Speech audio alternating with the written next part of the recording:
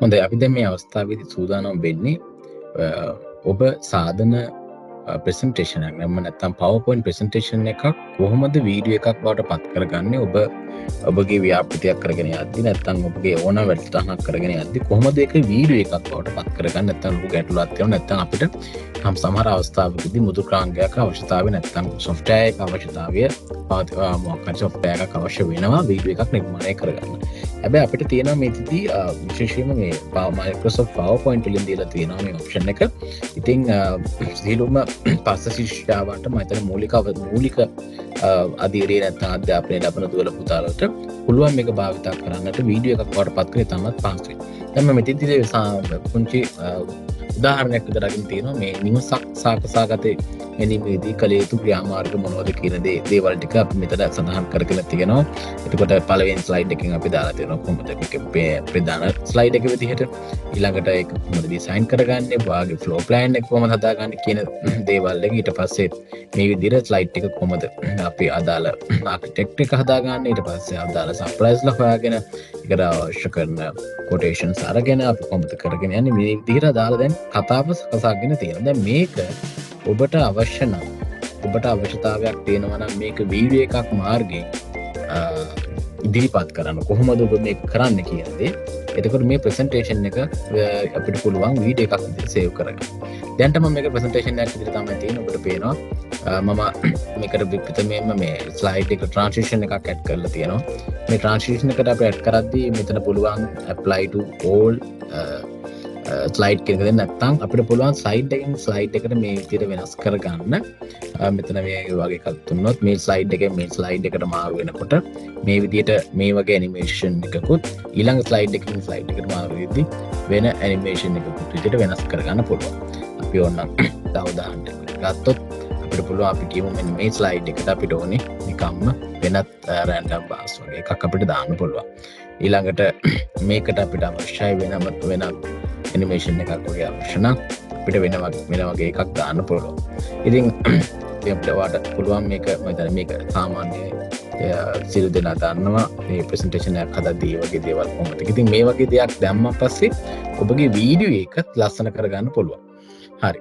දැන් මම කරන්නේ ඊළඟට අපි කරන්නේ වීඩියෝ එකක් කරද්දී දැන් සාමාන්‍යයෙන් මේක ඔටෝ ප්ලේ වෙන්න ඕනේ, මේක සේව් වෙන විදිහක් තියෙනවා. එතකොට ඒකද අපි ටයිම් එක හදා ගන්නත් ඕන. මම මෙතනදී සම්පූර්ණ සමස්ත වීඩියෝ එකම මෙන්න මේ ඇනිමේෂන් එක පාවිච්චි කරනවා සහ ට්‍රාන්සිෂන් ඇනිමේෂන් එක පාවිච්චි කරනවා. ඒක මම මෙතෙන්දි දෙනවා මෙතනින් apply to all slides කියලා.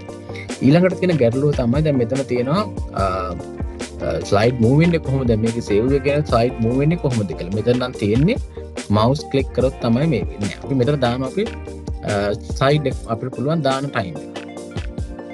මෙතන දාන්න පුළුවන් මෙන්න මේ විනාඩි ගාන ගියන් පස්සේ මේකේ ඔටෝ මේ වෙන්නේ කියලා. එතකොට මෙතන මේ ක්ලික් එක අයින් කරන්න පුළුවන්. අපි කුම් තප්පර 3ක් කියලා. තප්පර 3ක් දැන් 4ක්.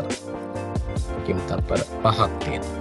තප්පර 5කින් පස්සේ ස්ලයිඩ් එක ඔටෝමැටිකලි මාරු වෙන්න ඕන. අපි දැන් මේක බලමු මේවා කරලා.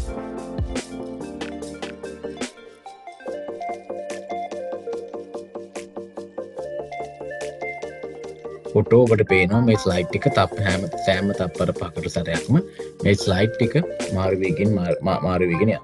ඉතින් එතකොට දැන් අපිට තියෙන්නේ මේක වීඩියෝ එකක් වඩ පත් කරගන්න.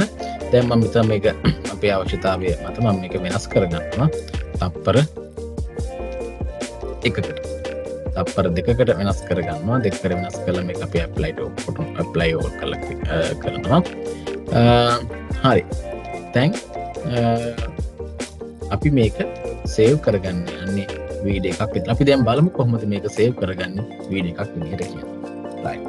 මම පළවෙනි ෆයිල් එකට ගිහිල්ලා සේව්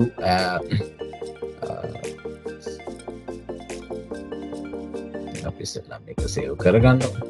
ඊළඟට සේව් කොපි අපි මෙතනින් දා ගන්නවා. මෙතන ෆයිල් නම දාන්න පුළුවන්. ඊළඟට අපි දාන්න පුළුවන් මෙතන මොන ටයිප් එකක් විදිහට. මෙතනින් එතකොට අපිට හොයාගෙන යන්න ඕනේ PDF ડોකියුමන්ට් එකක්ද, පින්තූර විදිහටද අවශ්‍ය නැත්නම් වීඩියෝ එකක් විදිහට. මෙතන තියෙනවා Windows Media කියන ෆයිල් ටයිප්. මෙන්න මේ ෆයිල් ටයිප් එක තෝරගත්තම පස්සේ අපිට පුළුවන් මේක වීඩියෝ එකක් ආකාරයෙන් මේක සේව් කරගන්න. ඉතින් මේකෙදි මේ වීඩියෝ එකක් ආගන්න සේව් වෙනකොට අර සාමාන්‍ය ප්‍රසන්ටේෂන් එකක් වගේ අපිට මේක ඉක්මනට සේව් වෙන්නේ නැහැ. දැන් මෙතන මගේ ස්ලයිඩ් 12ක් විතර තියෙනවා. මේ ස්ලයිඩ් 12 අපි දීපු වෙලාවත් එක්ක මේ ඔබට පේනවා මේක හිමීට සේව් වෙගෙන යනවා. ඉතින් මේකෙදි තාමත් වැදගත් තව මීට අමතරව මේකට ඔබට අවශ්‍ය නම් ශබ්ද නැත්තම් ඔඩියෝ එකක් ඇඩ් කරගන්න ඔබට පුළුවන්. මෙතනට ගිහිල්ලා මේ ඉන්සර්ට් කියන මීඩියා එකට ගිහිල්ලා අපිට පුළුවන් ඔඩියෝ එකක් මෙතනට ඇඩ් කරගන්න. ඒක දාන්නත් පුළුවන්. නැත්තම් ඔබට වෙනත් පුංචි මම හිතන්නේ අපිට ට්‍රාන්සිෂන්ස් වල තියෙන පුංචි සවුන්ඩ්ස් ඒ වගේ දේවල් පාවිච්චි කරන්න පුළුවන්. හැබැයි මෙතන සමස්ත වැඩසටහනක් නැත්තම් වගේ වීඩියෝ එකටම සවුන්ඩ් එකක් ඇඩ් කරගන්න ඕන නම් මෙතනින් පුළුවන් අපිට ඒ සවුන්ඩ් එක ඇඩ් කරගන්න. අපි බලමු මේක තාමත් ඉක්මනින් මේක සේව් වෙගෙන යනවා වීඩියෝ එකක් විදිහට. අපි බලමු ඒක මොන වගේ වීඩියෝ එකක්ද වෙන්නේ කියන එක. right. ඔයාලට මැසේජ් එකක් කරන අවසානයේදී video exported successfully කියලා. මේ ලබන මේ ක්ලාස් දැන් මේක සේව් වෙලා අවසන්. අපි බලමු මේක කොතනද සේව් වුනේ කියලා ගිහිල්ලා බලලා අපි සේව් වෙච්ච තැනින් ගිහිල්ලා මේක ඕපන් කරලා බලමු.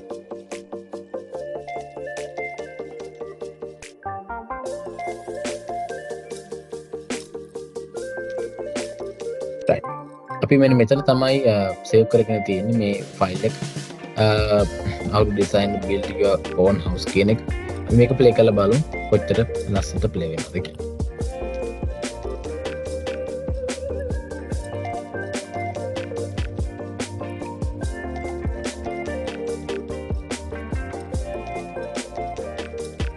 බලන්න ඔබට පේනවා අර දීපු ඇනිමේෂන්ස් ඒ විදිහටම වීඩියෝ එකේ මෙතන සවුන්ඩ් එකක් අපි ඇඩ් කරලා නැහැ. සවුන්ඩ් එකක් ඇඩ් කරන්න සවුන්ඩ් එකක් ඇඩ් වෙනවා. මේක වීඩියෝ එකක් විදිහට දැන් ඉදිරිපත් කිරීමේ හැකියාව ඔබට තියෙනවා. ඉතින් ඔබටත් පුළුවන් ඕනෑම තමන්ගේ ඉදිරිපත් කිරීමක් මේ විදිහට පුංචි වීඩියෝ එකක් විදිහට ප්ලේ එක වෙන්න අපිට අනිත් පුද්ගලයන් අතර ෂෙයා කිරීමට හැකියාව තියෙනවා. ඉතින් මම විශ්වාස කරනවා ඔබටත් ඔබගේ ව්‍යාපෘතිවල කරන ක්‍රියාකාරකම් මේ ආකාරයෙන් ඉදිරිපත් කරපු ආකාරය පිළිබඳ පැහැදිලි පියවරෙන් පියවර සඳහන් කොට ඔබට ව්‍යාපෘතිය පිළිබඳ කරුණු සහ ඒ අදාළ දත්ත සහ තොරතුරු පැහැදිලි ව්‍යාප්ත කිරීමේ නැත්නම් සංනිවේදනය කිරීමේ හැකියාව මේ අරන් ඔබට ලැබෙනවා කියන එක. බොහොම ස්තුතියි.